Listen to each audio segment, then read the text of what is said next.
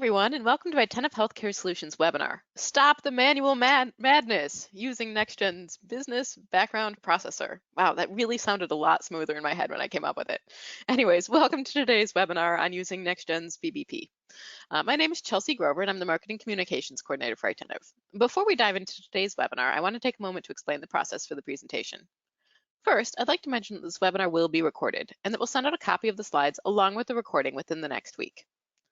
And for those of you who aren't familiar with Attentive, I wanted to share a bit of who we are with you.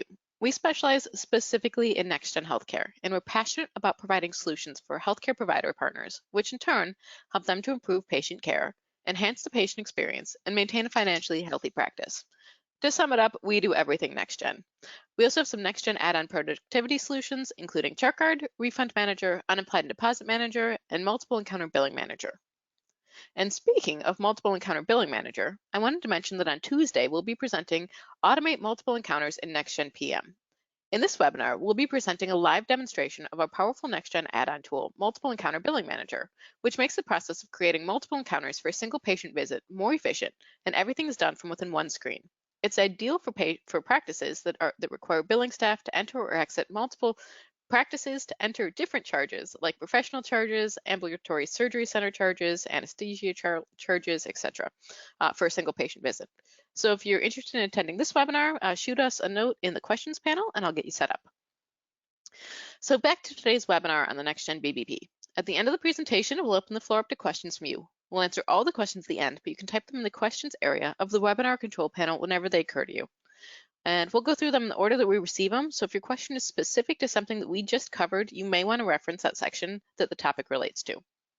And finally, for audio clarity purposes, everyone's phone will remain muted throughout the entire webinar. If you experience audio issues, please use the chat box to let us know so we can resolve them. And again, questions may be entered in the questions box. So without further delay, I'd like to introduce our presenters for today. Lexi DeMarche is Manager of Consultant Development at Attentive and one of our resident experts, so thus is in a great position to take us through this. And Lindsay Lanning is Manager of Client Development and Sean Harvey is Client Solutions Lead. Both of them will be available to help with questions at the end. So Lexi, let's jump right into it. Go ahead and get started when you're ready. All right, thank you, Chelsea, and thank you to all of you for being here today. So we're going to discuss how we can stop the manual madness, how you can utilize NextGen's background business processor. So the BBP application, it's hopefully one that you've heard of, but you might not be using it to its full potential. So this tool really has the ability to become a resource for your practice, and maybe free up some of that tedious administrative work that has to be done. So today we're going to start by reviewing how you can properly configure the BBP, and then also look at some of the beneficial ways that you can put it to work. So before we start with everything that I just mentioned, I did want to take a brief second to make sure that we're all kind of on the same page. So if you've never utilized the BBP before, I want to review some of the terms that you're going to hear me use over and over again in this webinar. So the first BBP term that I wanted to review is a job. So a job is any task that is typically performed in NextGen practice management or in our document management applications. So that task has the ability to be automated. So, for example, one of the things we'll talk about is generating statements. So that could be a job. The second term is a package. So a package is used to group together those similar jobs and then also assign a schedule for when that package should run. So for example, going back to those generating statements, that might be something that your practice wants to do every week. And then finally, we need that actual automated worker that is very graciously going to take over these tasks from your users, and that is what we refer to as a server. So a server or multiple servers in some cases, they're basically just the computers that are used to execute jobs and then complete whatever the tasks are in that package.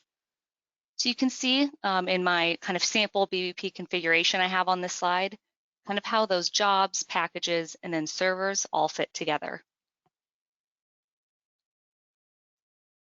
So now that we've laid some of that groundwork, let's begin by actually reviewing some of the options that you have for configuring the BBP application to work for your practice.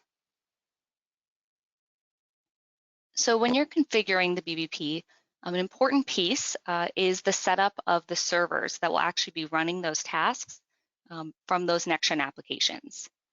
So there are a few things that should be taken into consideration when you're setting up servers and also deciding on the number of servers needed. So the first is that each server used for BBP tasks must be built to meet the minimum requirements for all of the NextGen applications. So essentially, the BBP is going to be performing, those same tasks and processes that a user would. So they need to be configured, things like the same hardware and memory requirements that you would if this was an end user server. Kind of along the same lines, whenever an upgrade is performed, any of those servers used for running the BBP need to be included in the upgrade process. So if you fail to do that, you could run into some things like compatibility issues. It might cause some of your packages to fail. And then finally, what's kind of probably the most important piece is to evaluate how many servers your organization will need. So there are several factors that can help in this decision. The first is, it sounds kind of obvious, but the size of your organization. For example, if you are a group and you have, let's say, 10 practices that are all planning on using the BBP, and you're going to be running a large number of jobs, that can be very, database intensive, so things like claims and statements, you may need to create a separate server or multiple servers just dedicated to running these BBP tasks. Kind of along the same lines, the number of users that you have will also play a role. If your existing servers are being used by a large number of end users, it might be wise to have a separate dedicated BBP server. Again, so you're just not bogging down that system that's being used, day to day by your users. And then another consideration is what's called the processing load of the packages that need to run. So that processing load basically just means, how database intensive are these packages? So our processing load of packages, they're defined by light, moderate, heavy, and severe. So some factors are how often packages are run, as well as what the task is that's being completed. For example, if you're generating claim files for, multi-practice group, and it's happening, only once a week or even once a month, this is probably going to take, several hours, a long time to complete. So that would be that particular claims package would be considered a severe load on the server. So one of our kind of recommendations for how you can organize the different packages that your practice may need into multiple servers is to split up the packages on servers by the type.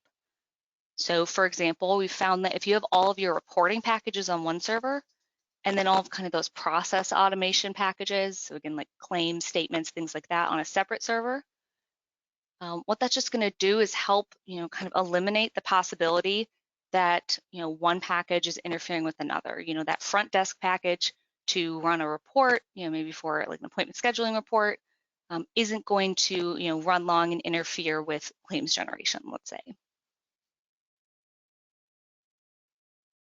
So in addition to those server considerations that we just discussed, another important piece of the configuration is ensuring that only the users that kind of have knowledge of how the BBP works and kind of the scheduling and things like that are able to access it. So that can be accomplished kind of like any other NextGen application is in System Administrator. So security rights for the BBP are found under both modules and operations. So under modules, we will have access to rights, so things such as the ability to view, add, delete for things like our jobs, packages, as well as our schedules. Under operations, we will find a long list. I'm not going to go through all of them, but to access kind of some of the different functions of the BBP. So, the ability to change system preferences, delete the history detail for a package, or even just block the ability to even access the BBP manager, so they could make any changes. So I've really seen firsthand that, allowing users who don't really understand, how the big picture of the BBP and the schedules and things like that, it can really cause an issue, make a big mess. So really carefully considering, the groups of users who will have these BBP rights can kind of prevent, an issue for your practice. So within the BBP application itself, there are several system level preferences that can be configured, and it will kind of default how the BBP is going to be set up and how it will function. So the first preference controls the process for exporting things out of the BBP to Excel. So there are really two options here. The first is to have any exported files saved to a folder on your network. So that really is the most commonly used process. But there is an alternative option to have those Excel files saved locally, and then it will create a copy that then is saved to the network folder. So it just really depends on your practice and your needs. There are also several values that can be defaulted. So configuring these defaults here, it just kind of saves time, when you're setting up your new jobs and packages. So the first default option we have is for the printer. So this printer selected is going to be used, if anything is ever printed from a BBP job. So things like maybe a report that was ran, or letters, or even statements, things like that. You'll also have an option to default the file export location. So kind of along the same lines as the printer, this file path that we add here is going to be used to determine where anything that's exported from the BBP is saved, so that it can be accessed by users. Along with that file export location, we also have an option to determine what happens if a similar file is exported to the same folder. So for example, let's say you're exporting an appointment schedule report, and that's done on a daily basis. So you have the option to have that report in that example overwrite any older versions. So basically just go in and replace that file. Or if it's something where you want to keep the older versions, you can choose to add a timestamp to the end of in that example report name, so it won't be overwritten. And then we also have a setting that can be configured when we're generating memorized reports. So basically this run using setting allows you to choose whether these reports should be generated using Enterprise PM, an EHR, or using the report server. So one thing I did want to point out about these defaults is this is an optional setting, so you don't have to set these up. And even if they are set up, they can be changed for individual jobs and packages. Let's say, for example, I have a default printer set up that I want most things to go to, but maybe I'm printing out labels and I have a specific printer set up, just for labels. I have the ability to change that just for that individual job. So another important step in configuring the BBP to be able to really function and use all the options for your practice is setting up the email feature. So this feature can be really vital to be able to be alerted when jobs or packages are having issues, and then also to have the ability to have reports and files and things like that automatically export from the BBP and be sent as an email to the users that need that information. So there are several fields that need to be set up in order to use this email functionality. So the first is to create a notification from address. So this is a dummy address that appears in the from line of any emails that are sent from the BBP. So as I just mentioned, this is a dummy address, so it doesn't have to be a real email address. Really all this does is just allows users who receive notifications from the BBP just to be able to kind of understand where this is coming from, the source of that email. And then the second step is optional. You do have the ability to default the recipients for all BBP emails and notifications that go out. So whatever email addresses that I put here on this line will be added to any jobs or packages that are created going forward. Let's say, for example, your practice has maybe a super user, or there's, internal IT email that should receive any notifications. So you can add these emails here, and then it just saves you some time when you're setting up your jobs. But again, just like we saw, with our other defaults, this is just kind of the default, email addresses that are entered there, but you have the ability to change those. So, if you need to add additional users based on a specific job or a package, or even remove one of the default email addresses, you have the ability to do that. And then the last step here is to configure those email server settings. So this is really important to make sure that this is set up correctly. Otherwise, the emails won't be able to go out. So basically here you need to enter that email server name that's going to be used, as well as the authentication method required. And we will see in the bottom left of our screenshot here that there is a button for test email. So it is recommended once you set this up to click that and just verify that there's no issues and that everything is set up correctly. So once we've configured everything that we just discussed for our background business processor, really you can start to use all of the features and begin building the packages that are going to house those tasks that need to be completed. So let's take a look at what that process looks like. So your first step would be to create the packages that you need. So to create a package, you can right-click on the main package list window, so when you open the BBP, and select New. At a minimum, when we're creating a package, you need to enter the package name.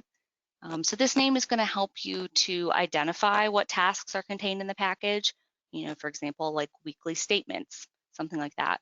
And also help when you're reviewing reports. Maybe if you're trying to identify an issue, it can let you know what that package is and what it contains.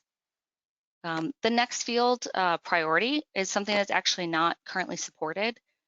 So it defaults to 1, and you should just leave it that way. It doesn't actually affect how things are run in the BBP at this time. Next, you can modify the notification settings. So basically, upon completion of the package run, you can select if you would like a notification to be sent. So this field does default to do not notify, so it won't send any notification emails. But there's also several other options, such as notify on completion. So that is going to send an email that the package had completed. So regardless of the status of that, if it was successful, if it had errors, it will send an email just basically saying that the package ran. You can also set a notification for when the package failed or if it completed with failures. So basically that is just going to let you know that there was some issue with the package and probably something you need to kind of do some digging into. And then finally, we have an option for a notification when the package was successful. So along with those upon completion settings, if you are going to receive notifications, you need to enter the email address or addresses that should receive those notifications. Keep in mind that if you set up those default notification email addresses that we just previously talked about, you'll see them already listed here for the package, but they can be modified if needed. And then the final step on this package properties window is to select the server that the package should run on. So as a reminder, we talked about there's kind of several considerations that should go into the planning of what server this package should run on. So once that's kind of determined, you can use this tab to assign the package to the appropriate server. So once we have that package created, you can now set up the individual jobs that should be contained in that package. For example, maybe you want to group together all of the jobs to bill your encounters and create those claims. That's an example of how we could organize those jobs. So you're going to create the jobs on that same package properties window that we were just talking about by going to the Jobs tab, and then you'll select New under that menu button. So the first step will be to enter the job name. So kind of along the same lines as the package name, that job name is going to allow you to identify what task that job will complete, and you could potentially have it set up to show specific configuration. Like, for example, maybe you have several locations within your organization, so you could label each job with the location name.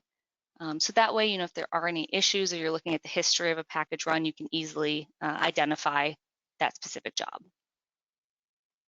After entering that name, you'll need to choose the appropriate job type from the dropdown. So we will get into all the specifics of the different job types in the next few slides. And then just like we had at the package level, you can choose what type of notifications should be sent and to whom those should go to. Again, if there's those default email addresses, we will see them here on the job as well, but they can be changed if needed.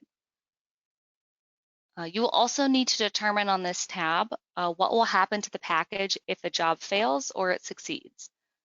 So these settings are really important to ensure, if a job is maybe dependent on another job, like for example, you really can't create claims until those encounters bill.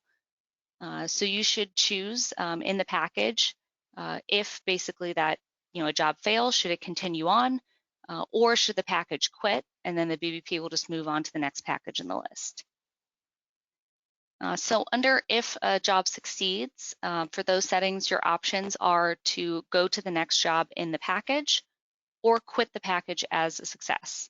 So you would choose that second option if that was the only job or the last job in the package. And then under if a job fails, you can have the package continue running and move on to the next job.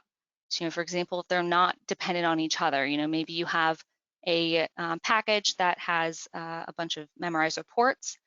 So if the first one fails, you want them to continue on and keep generating those reports in that example, so you can have it move on to the next job.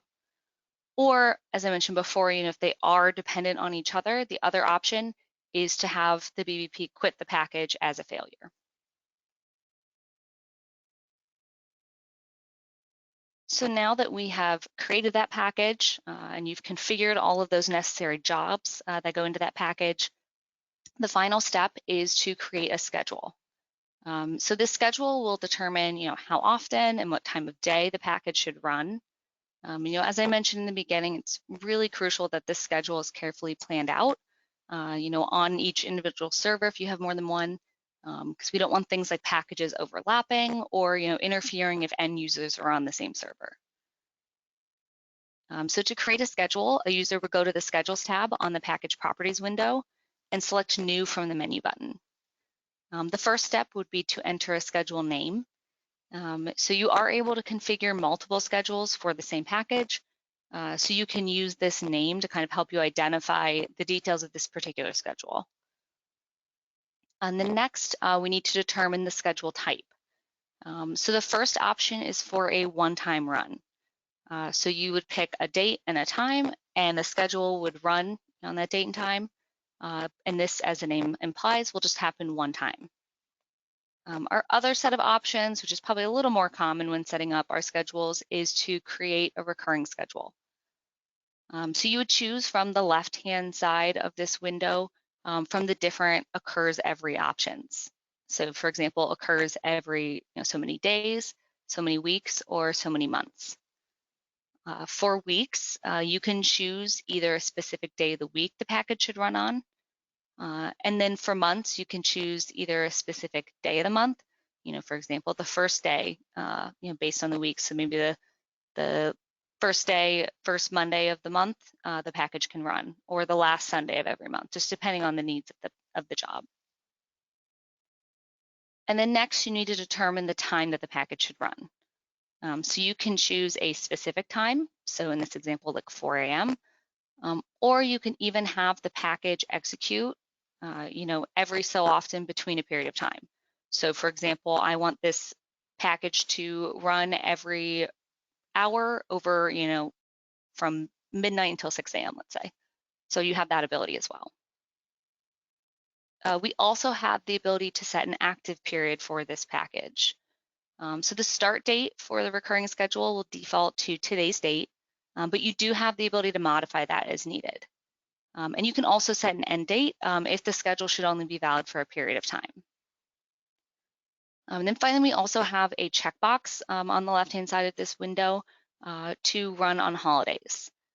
So this setting is dependent on your practice preferences. So if you've configured practice preferences for holidays and you checked that stop BBP column in those practice preferences, then this checkbox would come into play.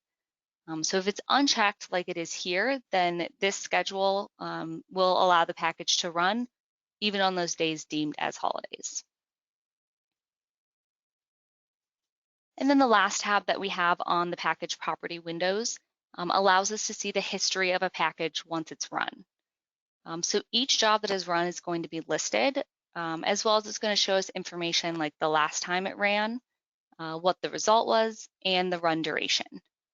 So this can be used to confirm packages had ran, individual jobs as well, and also identify any issues that may have come up. There's several result statuses that we could possibly see. So the first is succeeded. So obviously that's what we want to see. So that means that the job successfully completed and there were no issues encountered. The next status that is possible is completed with failures. So this basically means the job was still able to complete, but there were some errors that came up in the process. We also have failed, which lets us know that the job was not able to complete for whatever reason. So, in that case, you'd kind of want to go in, check the history, check the error log, and see what may have been the cause. We may also see a status of killed. So killed basically just means that a user went into the BBP to manually stop that job. This can happen for several reasons. Maybe the job was hung up, so it was just kind of stalled and wasn't running. Or, maybe a job was accidentally kicked off in the middle of the day and it needed to be stopped so it didn't affect end users. And then finally, our last status we could possibly see is skipped. So the BBP may determine that a job needs to be skipped. So maybe a previous job or package has really thrown off the schedule. So instead of, just creating a ripple effect and letting that keep happening, it will skip jobs as needed. So the amount of time that the BBP is going to wait before skipping a package is determined in the BBP system preferences. So hopefully you have a new or maybe improved understanding now of how to configure the BBP. So now let's actually jump in and take a look at some of the different tasks that we have the ability to automate using the BBP. So we're going to start by looking at tasks that are typically completed in the practice management application. So here you can see a list of not all, but the majority of the job options that are available in the BBP. So they can help with some of those kind of day-to-day or maintenance tasks that we find in practice management. So the first BBP job that we're going to review is the appointment reminders job. So this job is going to allow for appointment reminder letters to be either printed or exported. So whether your practice prints and then mails these reminder letters, or they send them to a service, maybe like they use NextGen EDI, they can use this job. So there are several setting options that can be configured here. So the first is the appointment reminder action. So basically, are we printing these letters or are we exporting them? We can also define the appointment reminder letter name. So basically, we're just saying, this is the particular letter, if you have more than one option that we want to generate. We can also choose the appointment date range. So, for example, if we want to see, maybe from 5 to 10 days from now is how, we want to look out at those future appointments to generate those reminder letters. We also have the ability to narrow down, which appointments are going to be included in this reminders job. So things like the appointment resource, the appointment event, as well as the location. So you can kind of narrow down these jobs and maybe even create multiple appointment reminder jobs and group them together by, like, for example, location. There's also a setting here of whether or not to include expired patients. So it does default to no. So that way, you're not sending out an appointment reminder letter for a patient that's marked as deceased in your system. And then finally, we have an option for update that last reminder printed date. So if that is selected to yes, that's just basically going to update that reminder printed date in the practice management application. The next job is one that can help practices manage a really important process that is the processing of your bad debt encounters. So once those encounters are marked as pre-list, that happens in the practice management application, they can automatically be moved to the bad debt status by the BBP. So it's kind of taking out that manual process of running that report and moving those over. So the setting options that are available here are going to kind of mimic the options that we were to see if we were going to run that bad debt process manually in practice management. So the first is the collection agencies. So you basically would define which collection agencies should be included in this report. We can also select the effective date. So basically the effective date of when that encounter was pre-listed, as well as we have several options for what is going to happen to that report. For example, we can default a printer here to print out that report. We can export that report to a specific network file, or even have a copy emailed to a certain user or group of users, as well as we can save a snapshot of that report. So if you want that snapshot saved in the practice management application so you can go back and review it, we have that option as well.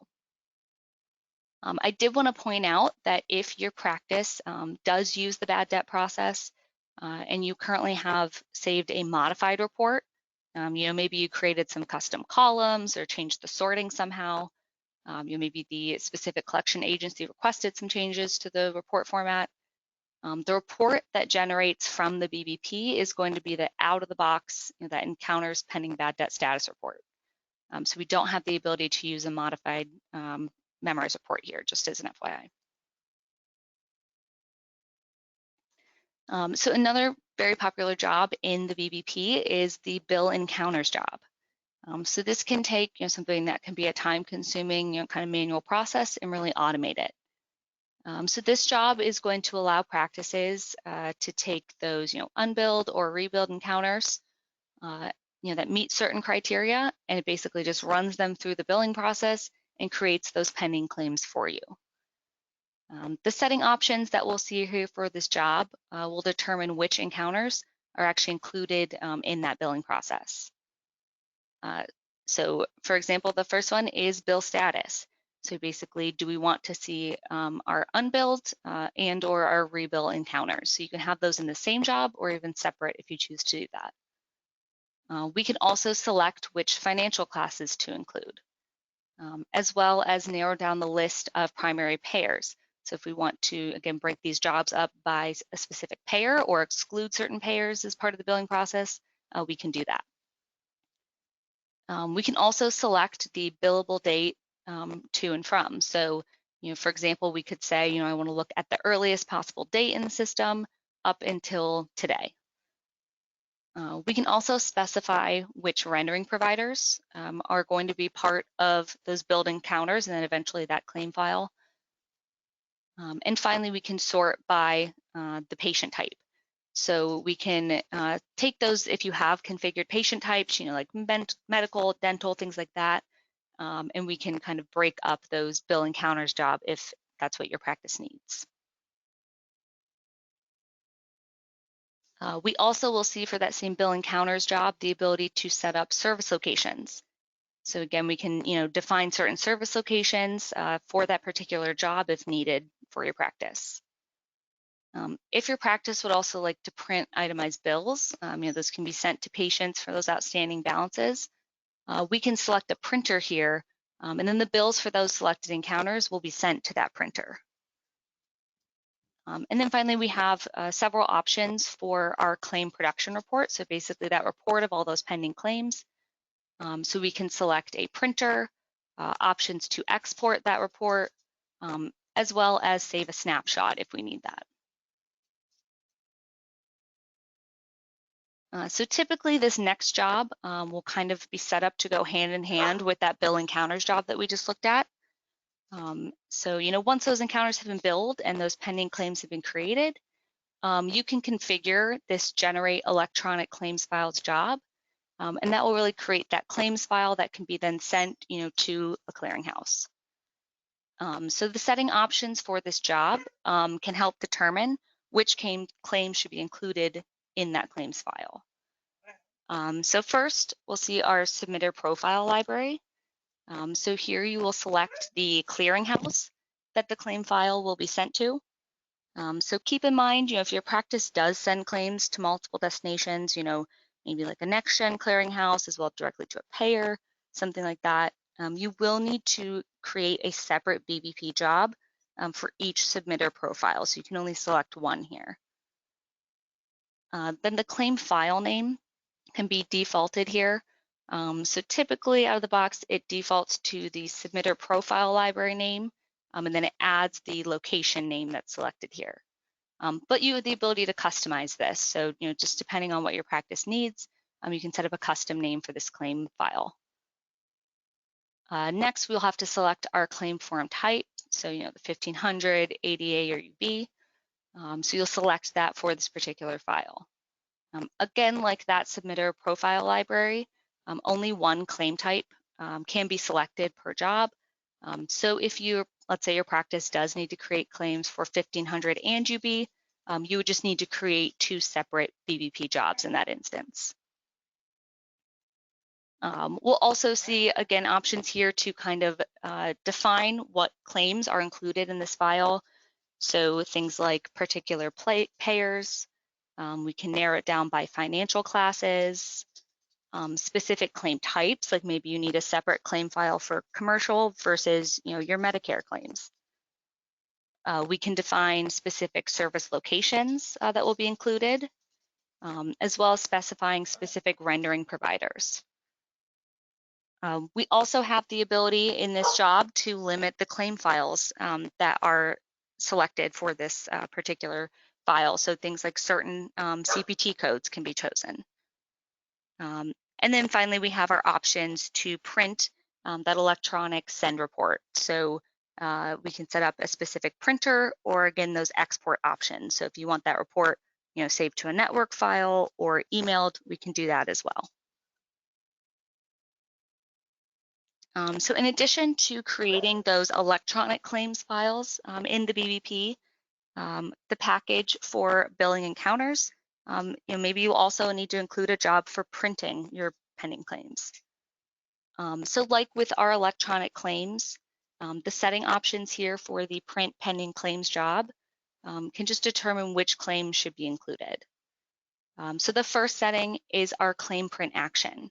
So the options here would be to either print or export those claims. In addition, we would choose our claim form type. So again, 1500, ADA, UB.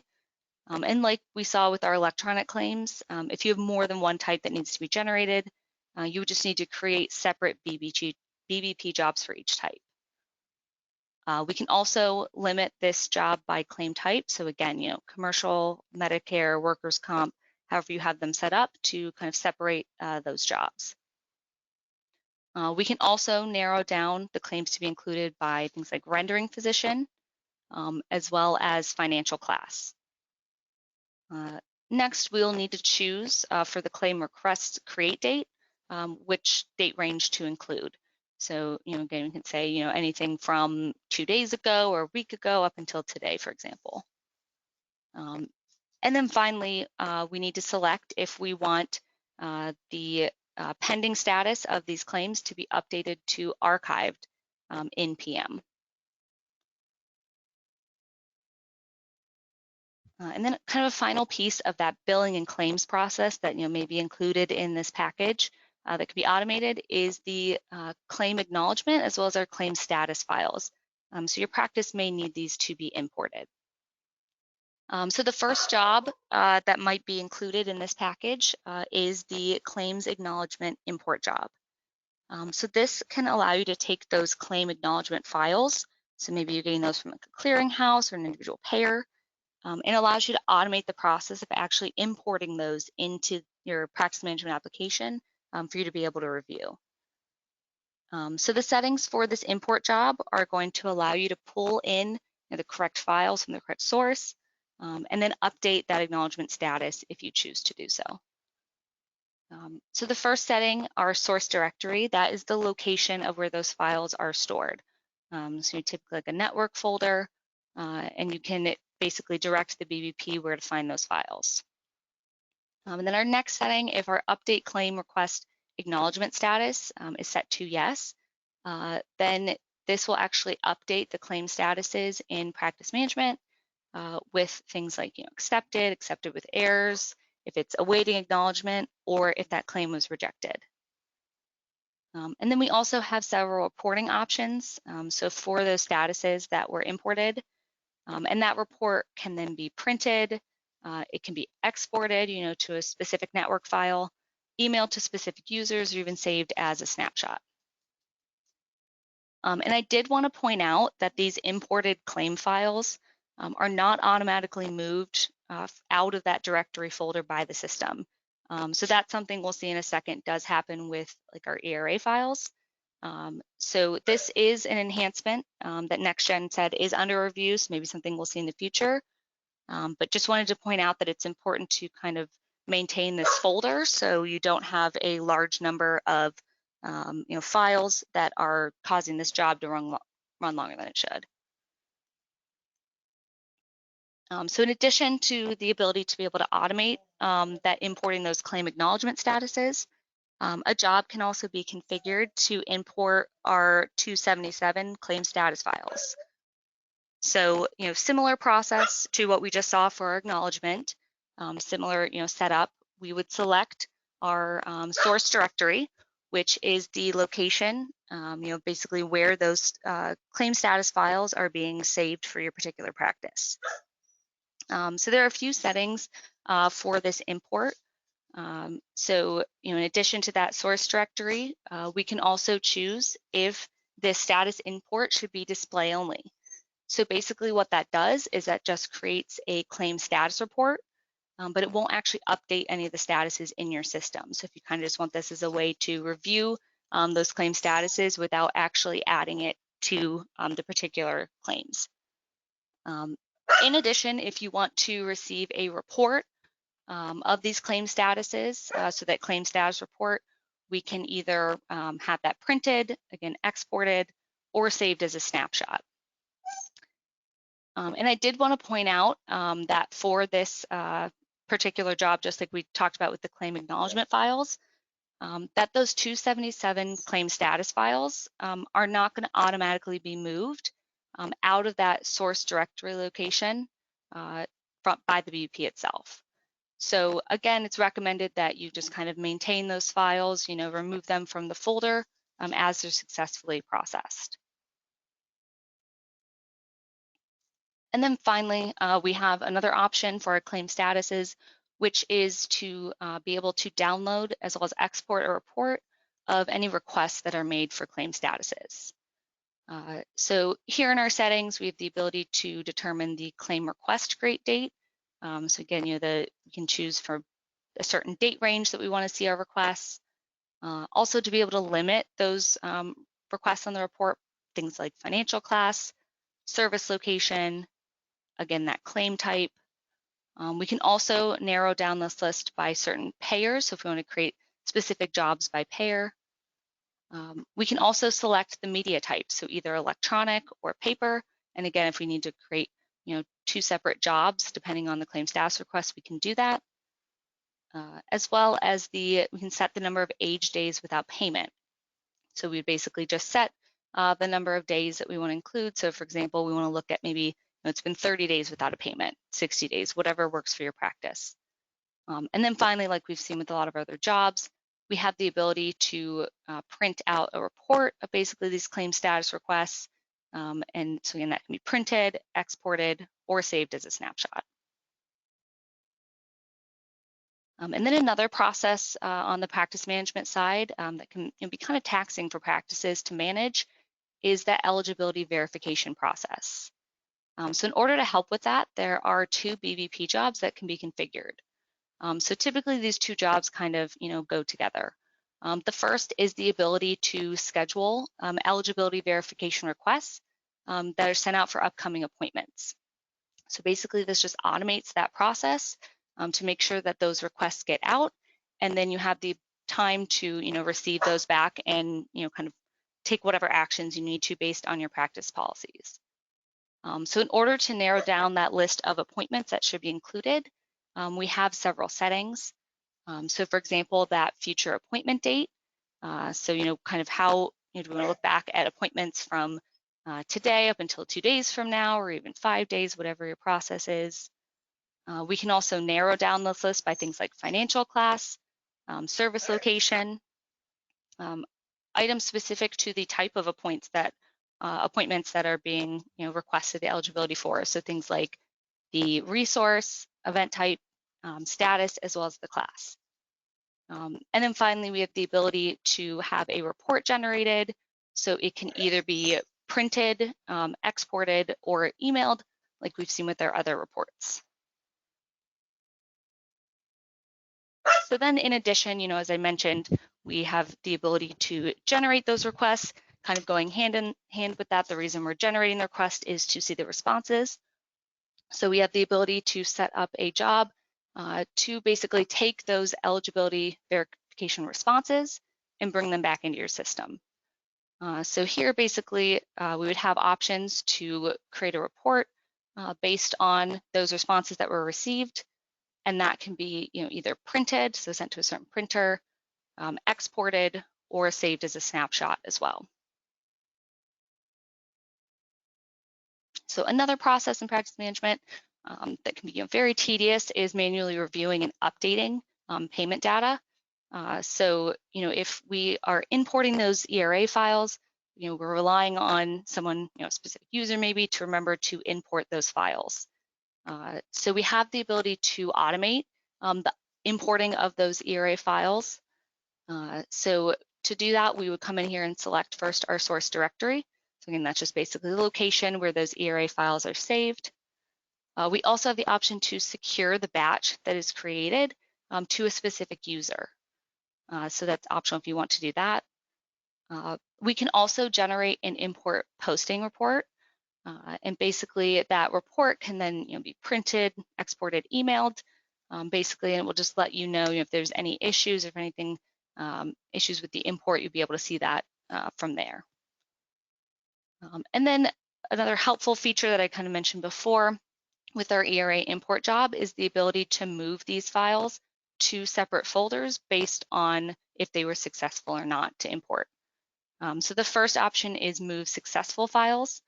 So once they're successful, they can go to a specific folder, as well as we can have a separate folder for files that have failed. So that way you can see, maybe determine what the issue was, as well as if it was partially processed, then you'd be able to see those in a separate folder to be able to manage those as well. There are also several jobs in the BVP to give your group the ability to automate generating letters. So for example, here we can see account collections, budget letters, encounter collection letters, and recall letters. So our first step here, it sounds kind of obvious, but is to create those letters in file maintenance. And then once that's done, we can set up our jobs. The first step is the letter's action. So basically, are they going to print or are they going to export? We also have the ability to update the letter date in practice management, as well as we can directly export that file to NextGen EDI from this job. Another fairly commonly used BVP job is the ability to generate memorized reports. And then you have the ability to take some actions based on those reports, kind of like you would if you were generating them in the EHR or PM application. So again, sounds kind of obvious, but the first step is to actually create those memorized reports, either in the EHR or the PM application. Next, you'll set up your settings, like for example, run using. So again, depending on your servers, do we want to run this report using the practice management, the EHR application, or the report server? Then we'll select the memorized report that we need to generate.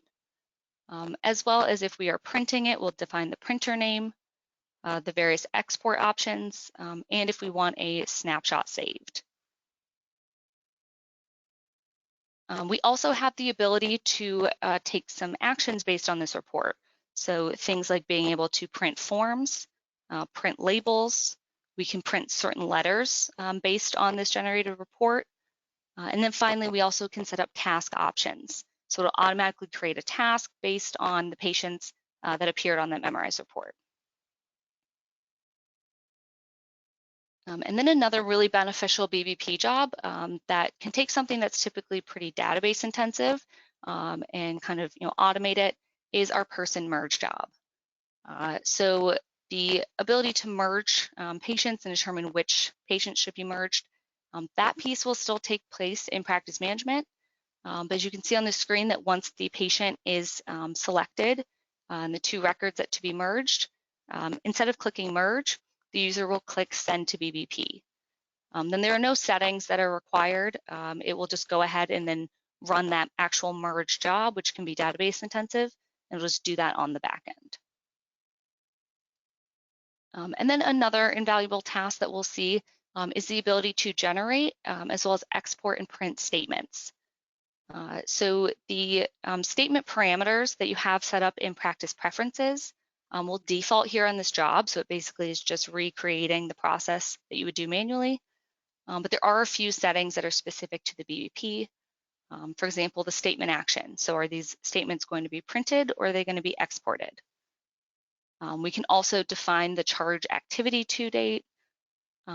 We can set up certain parameters to narrow these down, like the statement location, as well as maybe that provider.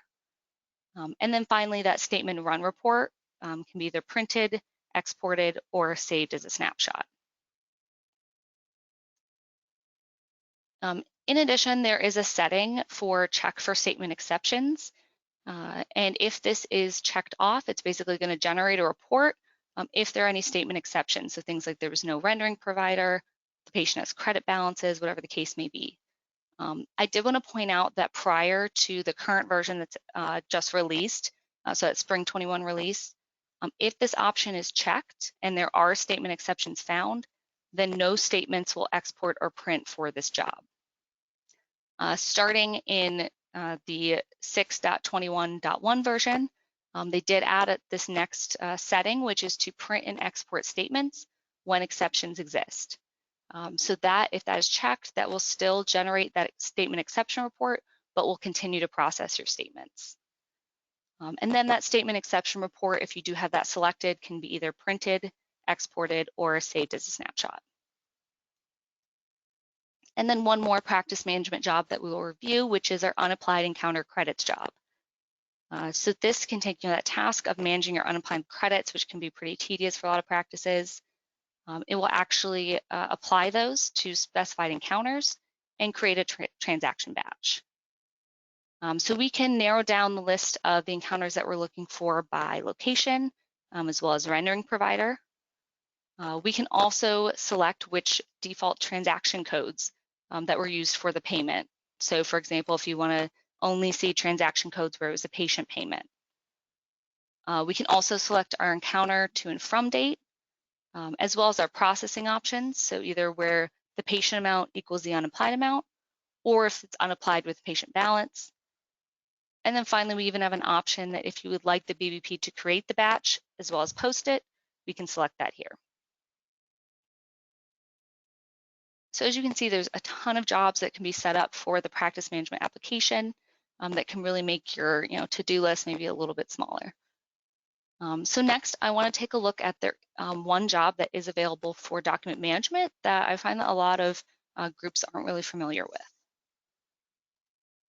So that job is to automate the process of importing images, so from a directory folder into the document management application. So we will need to set up this directory folder, which we'll talk about here in a second, how to do that. And then there aren't any settings that are really required in the BBP. It will just basically pull those files that are in that folder. So as I mentioned, that directory folder does need to be set up, and that is set up as an actual storage location in file maintenance. So you would basically initially set up that auto import folder, and then you would choose the storage location and set up some of the parameters, and that's where those files would be saved. And then the system would be able to grab those and import them into document management as a batch. So as I mentioned earlier, an important part of the BBP is scheduling. So let's take a look at some of our recommendations for setting up schedules in the BBP. So the first is there's some considerations, like I said, for scheduling. For example, estimating jobs, that can be kind of difficult if you're not used to the BBP. So the kind of rule of thumb is that to estimate that a job is going to take as long as it takes a user to manually complete the task. Something else to consider with scheduling is that only one package can run at a time on a server. Something else is that if a server the BBP runs on is same as the main production server. So for example, end users are using that to do their day-to-day jobs. You do want to consider your peak usage times when you're setting up your schedule. So for instance, like business hours, the times the practice is open. And then something else to consider is that maintenance and backup jobs that run on the same server could possibly interfere with your BBP packages. So one of the things that can help with identifying maybe issues with your schedule or an individual job is each job in the BBP has these job runtime alerts. So you can set it up to let you know if a job is running past a certain amount of time. It could be set up for maybe 60 minutes or 30 minutes, whatever you want to set it up as. And it basically just sends an alert email letting you know it's running longer than usual. You may need to go in and take a look at it. We also have the ability to set up what are called database blackout periods. So these basically prevent packages from running during peak hours. So for example, here we have from 8 to 6, Monday through Friday. That's when the users are going to be on the system. So we don't want jobs running. So we can set those up and it basically just stops packages from running during those times. So as I mentioned, we can pick particular days of the week as well as certain hours. And so what happens if a package was set to run, let's say at 10 a.m. on a Monday? Basically what happens is the BBP will not allow that package to run and it will just wait until the next available time slot and then it will try to run that package again. So we do have a few options for how we can view that BBP schedule, so to kind of help you manage this. So let's take a look at some of those options. So one of those is what we call our history list. So this is a tab within our BBP window. This is going to allow us to see past runs of packages, as well as things like run times or any errors that were encountered. And we do have the ability to filter this down. So maybe we want to hone in on just the packages that failed, for example. We also have the ability on the package properties window to be able to see if an individual package has multiple schedules, if any of them are overlapping. So this is done on that schedules tab by going down to the bottom where it says show duplicate run dates and choosing your date range. So this can help kind of show you if there's any overlapping schedules for that particular package. And then finally, we have the ability to run a schedules report. So this can be done in practice management under our reports and then general. It's called BBP schedule. So this can be a really helpful tool to allow you to kind of narrow down by a particular date range or a certain maybe server if you want to see. And it kind of gives you a layout of what the schedule looks like. And hopefully you can identify some of those issues before they actually become a problem in your system. So I know that was a lot of information, and don't worry, these slides will be sent out. So if you are trying to configure those jobs I just mentioned, hopefully you weren't just frantically taking notes. You'll have those to reference, but hopefully you just have kind of a better understanding of how you can really leverage the BBP to kind of automate some of those tasks that you have to do without taking the time or having more resources. So now with just a few minutes to spare, I'm going to turn it back over to Chelsea. She'll kind of explain our next steps and also open it up for questions. Awesome. Thank you so much, Lexi. And again, thank you everybody for joining us today. If you have questions, we only have a handful. I know that we're towards the end of the time here, but we'll stay on and keep answering them. So if you have them, feel free to ask. There are no silly questions. We're here to help. First question. We would still have to upload these ERA files from the website into the folder, correct? The ERA automation wouldn't pull the files from the insurance websites themselves? So that is correct. The ERA files still need to make it into the folder. I will say that I've seen some agreements with certain clearinghouses, things like that, where they can actually have those files be directly put into a specific folder. But again, that would be based on a particular payer or clearinghouse and if they have that capability. But yeah, that's a great question. We got a call out from Deb saying, excellent job. Thank you, Deb. Next question. If we have a BBP job for claims that fails or succeeds with errors, is there any way we can see exactly what claims failed? Yes, so that would be when we're talking about that job, there is the claim import report that you can run, and that would be able to tell you basically what was able to upload, if there were any errors, things like that, as well as you could look at the particular job on the package properties window, and it would include if there was any errors with the job itself. But yeah, that report that you can set up in that claims job would be my first recommendation. Next question. Do you have a recommendation about custom reports that you want to run on the BBP? Should you create, should you create one report type called BBP? Would it be best to keep these reports from being modified inadvertently? So it's kind of up to your practice's need. You don't necessarily need to create unique reports just to run on the BBP. Like some examples I've commonly seen is like an appointment schedule report. So that could be set up to kind of run daily or even printed automatically like at the front desk, for example. A lot of times I'll see like monthly reports will be set up on the BBP. So some of those kind of financial reports that need to be, run maybe on the first day of every month, last day of the month, whatever the case may be. So no, you don't necessarily need to create separate reports if you have, existing reports that, are working for your group and you just want to automate them. But it's always probably a good idea to kind of limit who can edit reports, especially if it's something like a financial report, that needs to be reviewed. But no, you don't necessarily need to create separate reports. You can use your existing reports if that works for your practice. Okay, next question. Can BBP run custom letters from the document library? So it can only run letters that are created in the letters master file in file maintenance. So that's where the letters would come from. So I believe, so you're talking about like the document library, like if you create like, a referral letter or a thank you letter, at this time, there's not a way to do that in the BBP. Yeah, when I say letters, I mean more the letters created in file maintenance. So things like recall letters, like appointment reminder letters, things like that. How do you reconcile the EFTs, make sure that the actual payment, if the ERAs was automatically, to make sure if the ERAs automatically come over? So all of that reconciliation process typically would still happen. So it creates a batch that is, then available in practice management. And a lot of times those practices will have someone who still will go through and they will review that batch, kind of verify that there's no issues or, like you said, there was an actual payment, things like that. So there is an option to have it automatically post, but I would say I don't typically see that turned on. So basically just creates that batch. A user could go in and still do the verification process that you normally would. Okay, and it looks like this may be the last question in case some other people are still typing. Is a snapshot still a workable report?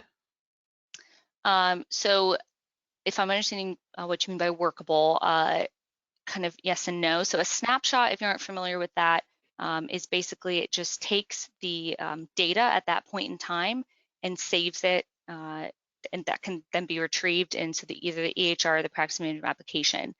So kind of the difference between that and a memorized report is a memorized report just saves your filters. The snapshot actually saves the data.